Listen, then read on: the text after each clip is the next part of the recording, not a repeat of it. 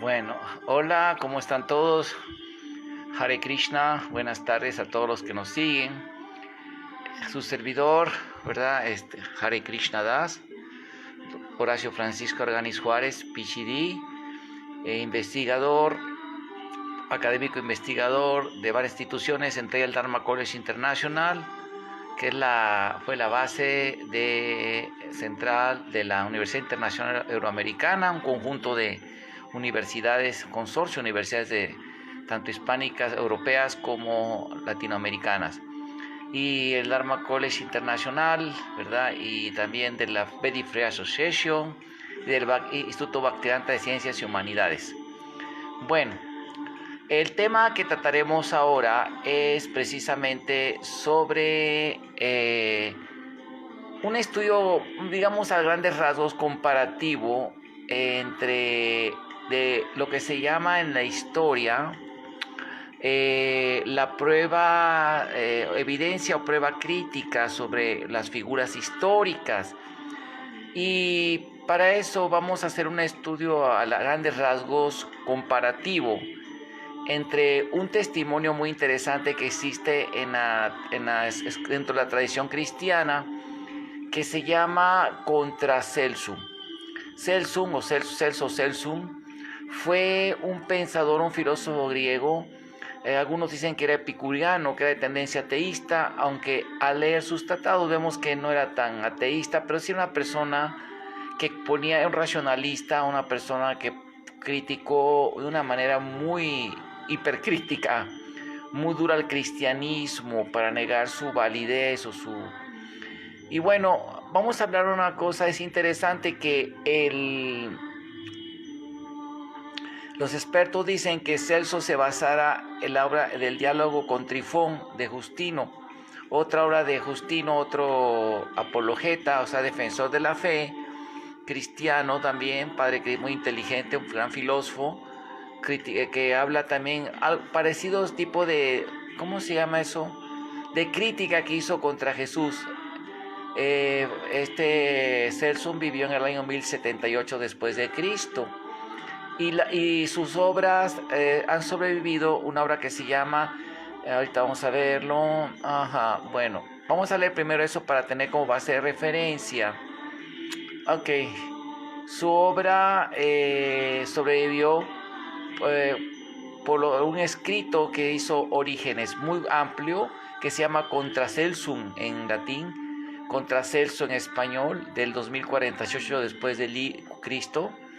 Es un libro porque Orígenes fue un gran apologeta del cristianismo, un defensor de la fe con gran filosofía y con uso de razonamiento, cuestiona los cuestionamientos que hizo este caballero, ¿verdad? Este señor Celso, de la fe cristiana y judía, de los textos sagrados.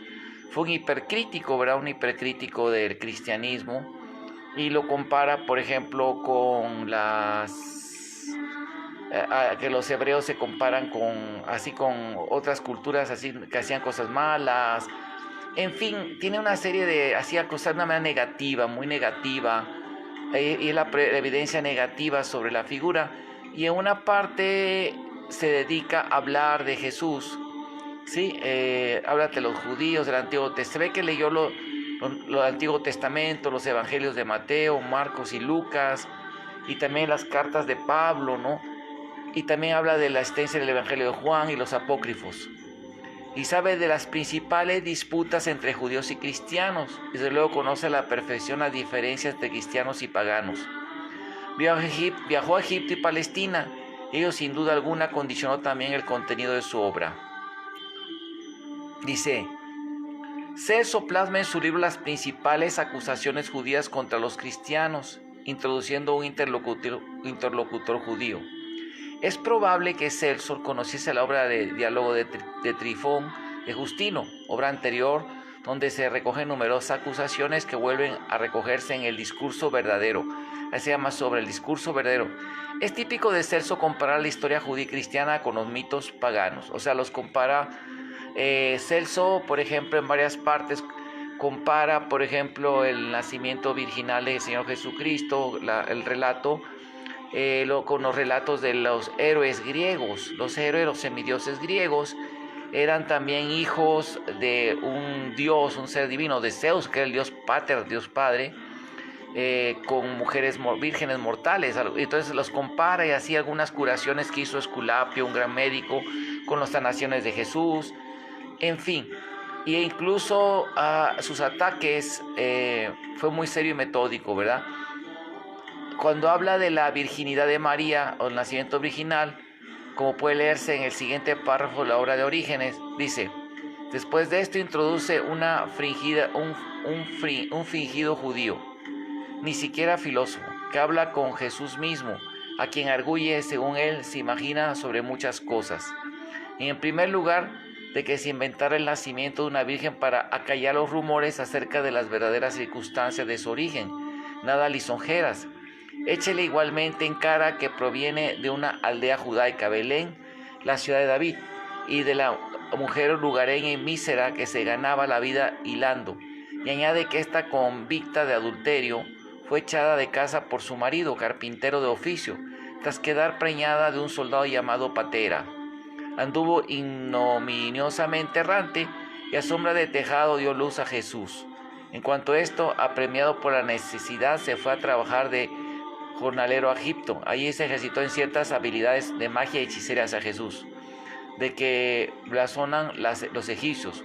Vuelto a su patria, hizo alarde de esas mismas habilidades de mago y por ellas se proclamó a sí mismo por Dios. Celso, ¿verdad? Orígenes, libro 1, textos 28 y 32. Bueno, es interesante, esta acusación hubo más, un bulo más de los proferidos por los paganos anticristianos, como hemos visto anteriormente. Por el contrario, ¿hay alguna base real para tal acusación? El asunto es baladí y merece al menos un estudio separado. Pues ya que dice que en Marcos, dicen así que como al final hablaremos, no se menciona a José, se identifica a Jesús como hijo de María. Cuando los patronímicos judíos van a referidos al Padre, es visto por algunos como un indicio de la bastardía de Jesús. Así son las críticas así tan feas, ¿no? Y que el Evangelio de Marcos lo relata el nacimiento de Jesús, sino su narrativa comienza con Jesús adulto, siendo bautizado en el río Jordán por Juan el Bautista. Implica una falta de datos sobre la paternidad de Jesús. Y que, bueno,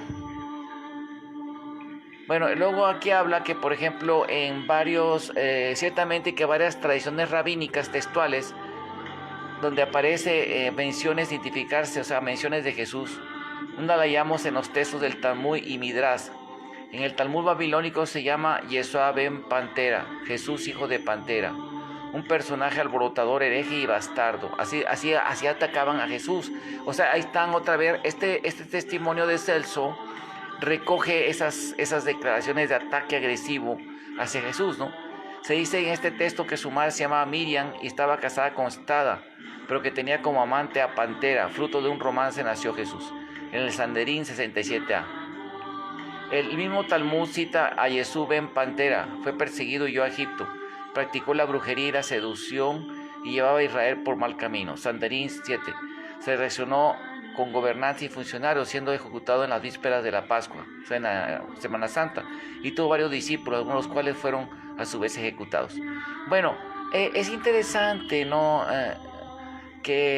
¿Cómo se llama? Ok, estos son evidencias que Celso recoge de los judíos, donde se habla cómo los judíos hablaron tan negativamente del Señor Jesús y de Madre María, ¿no? Bueno, es interesante pero estas son evidencias históricas muy fuertes sobre que refuerzan la actividad de este caso el personaje de Jesús. Celso, una persona tan agresiva, y los judíos que eran bastante agresivos con el cristianismo, en ningún momento eran súper hipercríticos, muy negativos, ¿verdad? Difamadores, así que hablaban tan feo, pestes contra Jesús. Y eso es normal, ¿verdad? Que esas son evidencias que dan más fortaleza a la historicidad del personaje. No es que le estamos dando validez a esas blasfemias, pero son evidencias. Ahora, es interesante que si existe algo semejante en Krishna, en la India, sobre un tipo de testimonio, pueda servir como, digamos, como igual. Yo quiero quedar claro esto, esos testimonios de Celso, Orígenes los refuta, ¿verdad? Sí, son infundados, son mala fe, la gente que le tenía mala fe, ¿verdad? O sea, es mucha mala fe, se requiere tener mucha mala fe, ¿verdad? Pero fue la reacción que tuvieron algunos judíos contra el cristianismo y Celso solo las tomó. De hecho, los soldados romanos, pues Celso era romano, si bien no me equivoco, me corregirán los expertos, fueron los que se hicieron cristianos, ¿verdad? Y mucha gente, o sea, hubo testigos de todo eso, ¿no? O sea, no tienen validez, pocas palabras, solamente son cosas que refuerzan la historicidad, ¿no? Bueno, en Krishna encontramos algo paralelo en la tradición del hinduismo, ¿verdad? En la figura de Krishna, como ya hablamos, Krishna, ¿cómo se llama? Es la figura central del hinduismo, como Buda en el budismo. Krishna es el hinduismo. Buda, ¿verdad? Él es el bodhisattva, es considerado de los que hay en la teología budista. Se explica que los budas, los iluminados, los grandes arhats, los grandes tathagatas o bhagavatas iluminados moran en el Amitabha, como la canción que escuchamos, el Amitabha, y que descienden a la tierra para enseñar los principios del Dharma. Es el concepto de Avatara. De hecho, el Lankavatara es una de las biografías de Buda, como el Buda Charita. Sí, entonces, Buda también es considerado así, el avatar. Y en la tradición de la India igual, el ser supremo, ¿verdad? Que se le llama, que es uno, como dice, Ekasavi Prabha Judá Vadanti. Solamente hay un ser supremo, dicen los textos del Rig Veda, y se le conoce, los grandes sabios lo conocen, los santos y sabios y profetas lo conocen con diferentes nombres. Entonces, el ser supremo aparece como avatar, se le llama igual. Entonces la vida del señor Buda, el señor Buda de hecho es profetizado en varios textos como el Mahabharata, que son de la vida de Krishna, y el Bhagavata Purana, que es el Srimad Bhagavatam, es también la obra más autoritativa sobre la vida de Krishna. También está el Harivansa, otro, y ¿cómo se llama? Harivansa y Vishnu Purana. Son las tres fuentes más importantes. Y bueno, pero es interesante que así como dentro de la tradición cristiana recoge un testimonio así de este tipo, este caso Orígenes, que fue un gran erudito, escribió como 5,000 libros. Así también en el Mahabharata y en el Bhagavad Purana se recoge un testimonio semejante, pero ese fue contemporáneo de Krishna. Este es el rey Sisupal. Voy a dar un contexto de cómo fue esto. O sea, el rey Sisupal era primo, porque así como la nobleza europea siempre eran todos primos, aunque siempre había guerras entre ellos, estaban relacionados los reinos. La cultura de lo que hoy se conoce como India, que abarcaba hasta parte de Kazajstán, parte de Persia, parte de Afganistán, parte de Pakistán ahora, el Nepal, parte de, ¿cómo se llama?, del sur de Asia, que llegaba a los países de Indochina, que se llama Indochina por lo mismo, como son Burma ahora, ¿verdad?, Bali, Indonesia, Sumatra, son puros nombres, esos son nombres de los textos sagrados védicos, las epopeyas de la India, del Ramayana, ¿no? O sea, esos países, esos nombres son precisamente nombres de lugares y de figuras importantes, Bali, ¿no?, de la cultura hindú. Todo eso es la cultura de la India. Llegaba, según los testimonios de algunos cronistas, como el cronista de Francisco, que fue con Magallanes, que hacía la bitácora de su viaje, que incluso Shanghái era parte de los reinos, de los rayas hindúes. Las Filipinas, después se llaman Filipinas, tenían nombres sánscritos, de hecho, eran parte de toda la cultura de la India. De hecho, había colonias hindúes hasta en el centro de China, en Shanzhou, se han encontrado ruinas, y ahora lo reconstruyeron los arqueólogos chinos a mediados del siglo XX, de un templo del señor Krishna, pero ya estaba hibridado al estilo chino, pero era un templo de Krishna. O sea, la cultura influía mucho. Y también Japón, de hecho, tiene muchas resemblanzas de la cultura védica, lo que se conoce ahora como hinduismo. Los nombres de los devas, ¿verdad?, no más que en japonés, ¿verdad?, pero hasta Krishna lo tienen en Sodai, en el principal santuario budista. A la entrada está Krishna, y a Krishna en el budismo japonés se le llamaba Kanu Bodhisattva, uno de los bodhisattvas, ¿verdad? Y también los textos budistas hablan así de Krishna. Pero bueno, vamos a hablar de un testimonio así crítico que también hubo. Sisupal resulta que él se quería casar con una princesa que se llamaba Rukmini, que fue luego la principal esposa de Krishna, la primera. Krishna se casó con 8 reinas, como era normal, los príncipes se casaban con varias esposas. Tenía su harén, era normal eso. Entonces la primera reina se llama Rukmini y su hermano arregló, aunque su padre quería casarla con Krishna, arregló un matrimonio con este rey, se llamaba Sisupal, hijo de otro rey que se llamaba Damagosha, que era tío de Krishna por las relaciones así de la realeza. Entonces la muchacha le manda a la princesa una carta a Krishna diciéndole: yo no me quiero casar con este hombre, ¿no? Es muy malo, era muy tremendo, era bien perverso, bien tiránico, era malo, era muy mal, era una mala persona. Entonces le mandó a decir que por favor la rescatara de eso, y el día de su matrimonio, cuando ella fue al templo de la Devi, la Devi es la diosa Durga, la diosa suprema naturaleza, a pedirle bendiciones. Fue cuando Krishna la subió a su carruaje y salió. Y los reyes fueron contra Krishna a atacar. Entonces Krishna, su auriga que le conducía el carruaje, él empezó a darles batalla con sus flechas, ¿no? Les destruyó los ¿cómo se llama esto? Les destruyó los carros, les rompía los ejes, ¿no? Era tan buen arquero Krishna, los dejó todos así, los hirió en las piernas para que quedaran todos heridos, mientras así, ¿no? Entonces cuando vieron eso, pero aparte su hermano Balaram, el hermano de Krishna, ya había tenido todo el ejército, una carta del ejército de los reyes Yadus de Dwarka, porque pensaba que Krishna iba a hacer esto, y esto fue acá en el centro de la India, donde vivía, ¿cómo se llama? En Mitila se llama el lugar donde vivía Rukmini, el rey este. Entonces como habían arreglado el matrimonio, Shishupal se quedó muy resentido con Krishna, le tenía mucha fobia, de por sí le tenía coraje, ¿no? Entonces hubo una vez un festival, un evento que hizo el primo de Krishna, que fue el rey de la India, que de hecho ahí está la cronología de los reyes, de los Maharaj, o sea, todavía muchos rayas, diferentes tipos de reyes, pero el Maharaj era el rey, el emperador de la India, así como el mandarín en China, ¿no? Que era el principal rey. Entonces resulta que iba a ser una gran celebración, una gran ceremonia, se llama Raya Suya, de que hacen los reyes. Invitaron a todos los reyes ese día.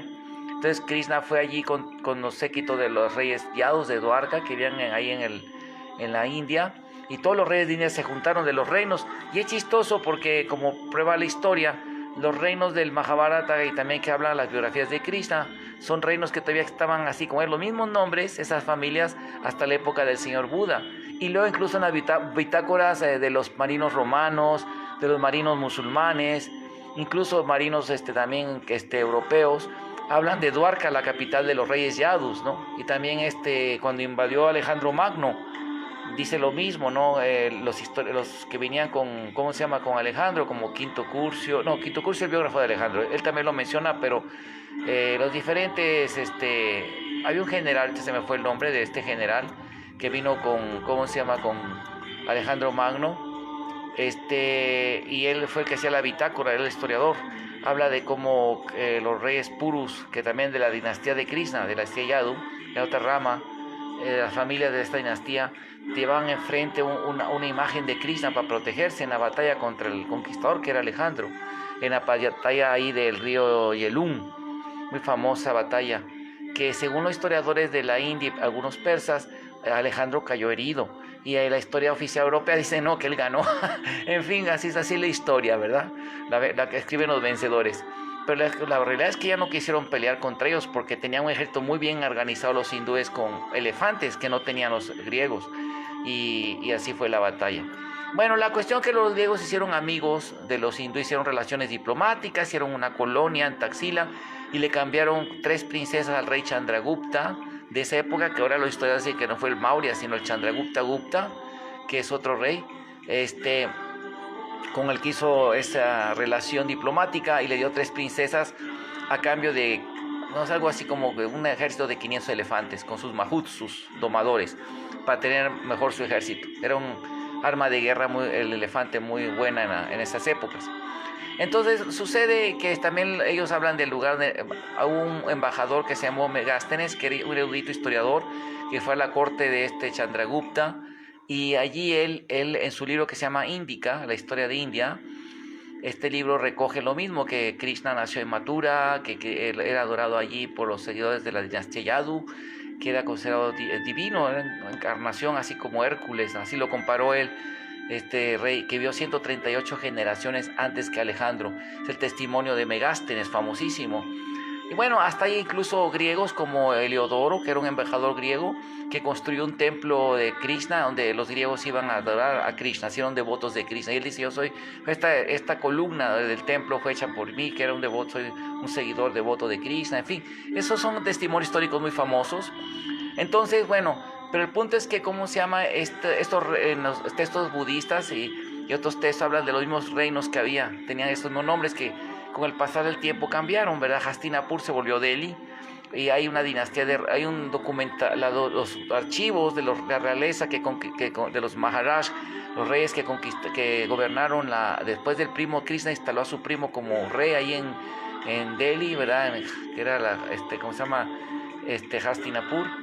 Y allí, ¿cómo se llama? Delhi, la antigua Delhi.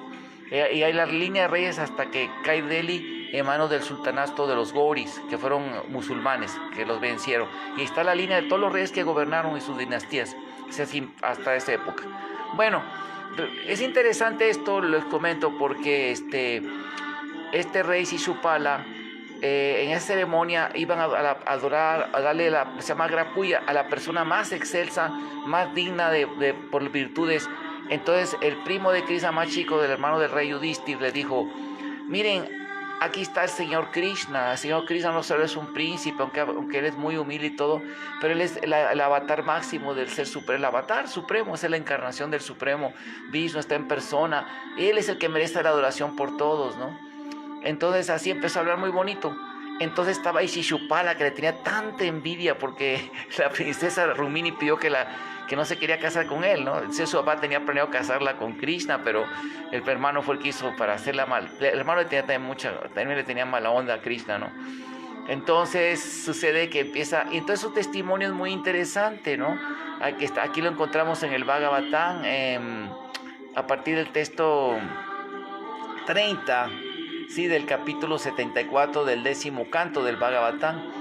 Shishupala empieza a decir que wow, dice que cómo es posible que la inteligencia de tantos sabios, había muchos sabios, estaban los sabios Vyasa, los grandes sabios que fueron los que escribieron los libros de la sabiduría védica, y otros Vyasas, muchos sabios, ¿no? Dice, ¿cómo es que hay tantos sabios y no se dan cuenta de cómo se confunden por la maya, por la ilusión, dice, de este mundo, que aún sabiendo los Vedas, los textos de sabiduría, permiten adorar a este tipo que era un pastorcito, ¿no? Porque Krishna de niño su papá lo escondieron porque el rey Kansa, que era un tío de él, que era un rey muy malvado, escuchó un oráculo, ¿verdad? Una profecía en el cielo que dijo que el octavo hijo de tu hermana te va a matar porque es el Ser Supremo, es Vishnu. Y él era muy malo, era malvado ese hombre demoníaco, hacía sacrificio humano, era malo. Entonces este hombre se puso y quería matar a su hermana, y su cuidado le dijo, no, mira, los niños que nazcan yo te los traigo y sabrás si los matas o no, pero te aseguro que no hagas esto, ¿no? Y así fue que a Krishna cuando nació, ¿verdad? Lo llevaron a escondidas con los pastores del área de Brindavan, un lugar histórico que existe ahorita en India, es un santuario muy famoso. Y Krishna creció como niño hasta los 11 años como un pastorcito de vacas, ¿no? Entonces, y hasta que luego regresa, lo invitan a un torneo de combate, de yuda, de lucha, ¿no? Y a Krishna y a su hermano Balaram, y acaba con todos los luchadores que tenía Kansa, ¿no? Porque lo querían matar, y los derrota a todos en lucha, los deja todos lastimados. Y entonces ahí pelea con Kansa y lo mata en un duelo, y entrona a su abuelo otra vez, que le había dado un golpe de estado, ¿no? Entonces resulta que este hombre empieza a hablar que no, hombre, mira, mató a su tío, como al buen Kansa, que era un tirano también malvado, ¿no? Era terrible ese rey, ¿no? Y él mandó a matar niños así como Herodes, ¿no? Que mandó a matar, o el faraón cuando nació Moisés, ¿no? Así mandó a matar un montón de niños cuando nació, por la profecía que escuchó. Y luego así empieza a criticar, así como Celso, que dice, por ejemplo, Celso dice que los judíos eran realmente egipcios que se rebelaron y era gente muy paja y todo. Así también él dice que los reyes de la dinastía ya eran malditos porque eran adictos a tomar licor y cosas así terribles, ¿no? ¿Cómo es que van a adorar a Krishna, que es de esa dinastía, ¿no? Y que dice que, por ejemplo, y que por ejemplo, cómo es posible que los Yadus vivían, su capital era la capital, la ciudad histórica ahorita de Mathura, que ahí está todavía el palacio, que fue el palacio de Kansa, todavía están las ruinas del original. Y el templo, el lugar donde nació Cristo es un templo muy bonito, ¿no? De hecho está el original, aunque los musulmanes habían construido una mezquita, conquistaron, destruyeron el templo original, como dicen las bitácoras de los reyes musulmanes, que requirieron como cerca de 200 elefantes y no sé cuántos camellos para llevar toda la riqueza del templo. Entonces, el lugar donde Krishna nació no lo profanaron completamente, ¿no? Sino todavía quedaba que era un calabozo, y este es un lugar santo, es un santuario, y ahora hicieron un templo muy bonito allí. Es un lugar ahí, es patrimonio nacional, digo, de la humanidad. Y para entrar ahí lo checan uno para que no vaya a meter bombas, porque los radicales musulmanes hacen cosas así con los lugares sagrados, ¿no? Entonces lo checan a uno para que no entre con... Así son ahorita todos los lugares en India, lo checan a uno por los problemas de los radicales musulmanes. Bueno, entonces él empieza a decir que cómo es posible, ¿no? Insultando, diciendo que dice que, ¿cómo se llama? Que habla, ¿no? Diciendo que Krishna era, ¿cómo se llama? Había sido un pastor, no era un guerrero, no era la clase real, así como decía, ¿no? Que, ¿no? ¿Cómo es posible, ¿no? Que, así cosas muy feas, ¿no? Diciendo que Krishna era un pastor, que Krishna en realidad no tenía ningún buen carácter, que su familia eran borrachos, y así empezó a hablar, ¿no? Así, o sea, mentarle la madre, incluso así como Celso, ¿no? Que de hecho fue una mentada de madre lo que le hizo a la Madre María, ¿verdad? Sinvergüenza tipo, ¿no? En fin, ¿no? Entonces así sí su padre empieza así a decir muchas blasfemias, ¿no? Y todo porque estaba resentido de que, ¿cómo se llama? De que él, pues sí, ¿cómo se llama? La princesa no lo quiso a él, se quiso ir con Krishna. Entonces todos los, ¿cómo se llama? Los otros reyes que eran devotos de Krishna, de los reinos Matsya, Kaikeya, Sinjaya, ¿no? Todos esos clanes se levantaron y se le quedaron viendo bien enojados y sacan sus espadas, ¿no? Y ahí es una batalla ese día allí, ¿no? Antes de la ceremonia esta que estaban haciendo el rey. Y entonces muchos se taparon los oídos y se fueron a escuchar esas blasfemias tan feas que hablaban, ¿no? Tantas blasfemias, así que hablaba como las de Celso, ¿no? Así habló contra Krishna. Y entonces Krishna le prometió a su tía, porque su tía había escuchado por un sabio que le preguntó, ¿no? Que era Yotir, que veía a través de los astros supo el futuro de su hijo. Y su hijo era una persona muy blasfema. Entonces, ¿cómo se llama? Él recibió ¿cómo se llama esto? Su tía, él le prometió, porque un día fue a hablar a su tía, oye, por favor, yo sé que hay una profecía que me dijo un sabio, vio el futuro, este yogi poderoso, y me dijo que mi hijo te va a estar blasfemando siempre y va a tener mucho coraje, no lo mates, por favor. Le dijo, bueno, mira, le voy a traer te voy a dar hasta que cometa algo así como más de 100, si una vez pasa más de 100 blasfemias y lo hace en un lugar inadecuado, dice, a mí no me importa, dice, pues pero entonces va a tener que darle la salvación a través de la muerte, porque morir en manos de Krishna le daba la salvación. Entonces sucede que sí, ¿no? Ya los reyes estaban listos, ya iba a haber una pelea entre los que estaban a favor de Shupal en la mera ceremonia del rey. Imagínense una ceremonia muy bonita que era pues, para traer la armonía, la paz, ¿no? Y así haber un campo de batalla y todos los príncipes y reyes sacan sus sables, pues, eran guerreros, ¿no? Todos listos a pelearse por las blasfemias de este tipo. Y ya estaban ardidos todos. Cuando dijo que, para, agarró un arma que se llama Sudarshan Chakra. Es un disco así, ¿verdad? Muy filoso, que todavía se utilizan esos discos para la guerra. Los guerreros del Punjab usan mucho esos discos hasta la fecha. Son discos así circulares.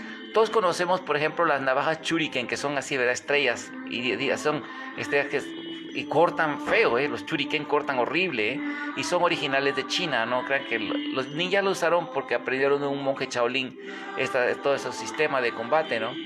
Entonces, así los Sudarshan Chakra, imagínense, uno hace el tamaño como un shuriken, otro más, hay de varios tamaños, lo avientas así filoso, ando a alta velocidad, cortan, hay videos de eso, se llaman chakras, ¿no? De los guerreros del Punjab, o sea, Punjab se pone con J, Punjab, y ahí uno ve cómo cortan, ¿no? Su mecha, cortan pedazos, y los bambús los parten así, verdes incluso los cortan como cortar así, más fácil que cortar un pastel, cortan pesadísimo.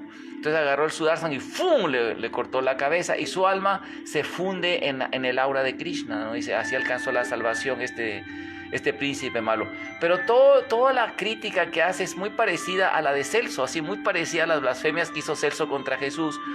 Y así como la tradición cristiana guardó la obra de origen, recobró ese testimonio o lo preservó y ahora nos sirve para, digamos, ver cómo incluso la gente tan maliciosa, ¿no? Como estos judíos que hablaron peste de la Madre María, del Señor Jesucristo, porque eran gente que eran así, gente intolerante, ¿verdad? No, ellos no, así de gente blasfema, ¿verdad?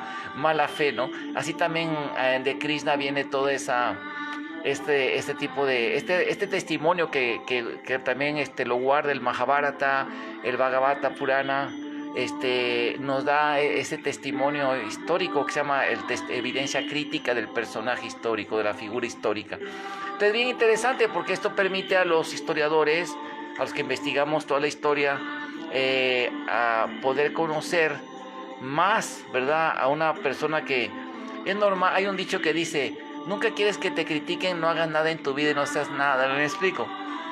Si tú quieres ser exitoso, siempre va a haber gente que te va a tener mala fe, ¿no?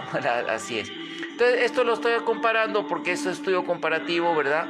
Porque así como es el Señor Jesucristo para el cristianismo, o el Señor Buda para el budismo, así es Krishna para el hinduismo.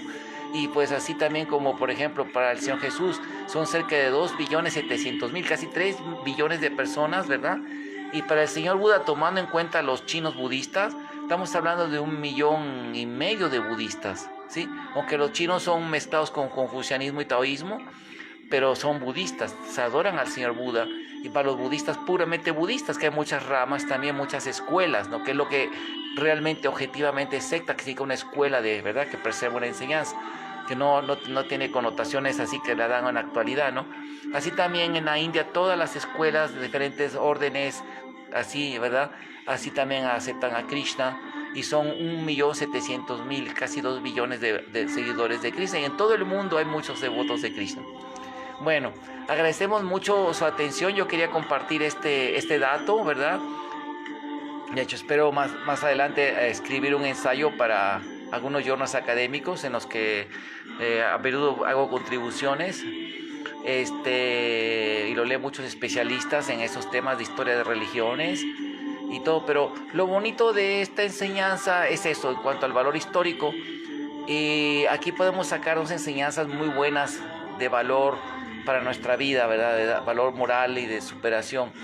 Una, que no debemos sentirnos mal cuando haya gente que nos tenga mala fe o nos hable mal de nosotros, porque de eso está lleno este mundo, de gente que tiene mala fe, ¿verdad? Y es más, al contrario, eso es una prueba de que eres algo estás haciendo tan bien que hay gente que te tiene mala fe, ¿verdad? Sí, o sea, nada más como dicen, no hagas nada en tu vida, sé un fracasado y nadie te va a hacer le va a dar mal de fe. Así que quieres ser exitoso, siempre hay gente que habla mal de ti, ¿eh? Hay que aprender eso, así ahora sí que fíjense de los avatares, las encarnaciones divinas de Dios que estuvieron en la tierra como en el papel de un ser humano, de hombres, ¿verdad? Enseñando, hablaron mal de ellos. Del Señor Buda también hubo gente que habló bien feo, ¿eh? Hay testimonios así también en el texto budista. No es mi especialidad el budismo, ¿no? Pero sí se pueden conseguir esas también. Entonces, así es, ¿no? Entonces, ¿qué decide nosotros? Y aprender también eso que, ¿cómo se llama? Que la verdad, hay un dicho que dice, la envidia es admiración encubierta, nada más. Entonces debemos aprender eso nosotros, ¿verdad? Que este mundo así es.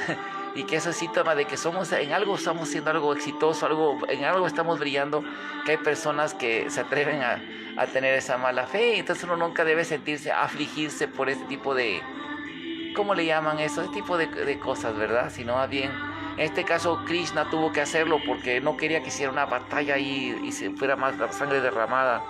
Y como los reyes, pues sí, él no vino en el papel simplemente de un maestro santo como el Señor Buda o el Señor Jesucristo, ¿no? Que en sanskrit se llama brahmana, o sea, la clase así sabia, sacerdotal, ¿verdad?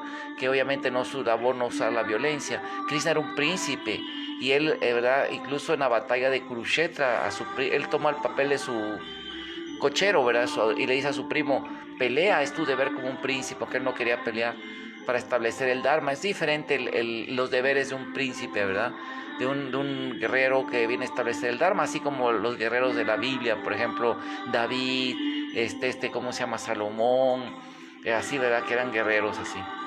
Bueno, entonces son temas muy bonitos. Queremos agradecerle mucho a mi primito Aarón. Gracias por seguirnos. Al profesor, ¿verdad? De Tigre Blanco, a Cepeda, ¿verdad? Gracias, maestro. A Hildita, ¿verdad? Mi alumna, que la quiero mucho. Gracias por seguirnos en esta charla. Si tienen alguna pregunta, pueden hacer en el comentario preguntar y, claro, con mucho gusto trataremos de contestar.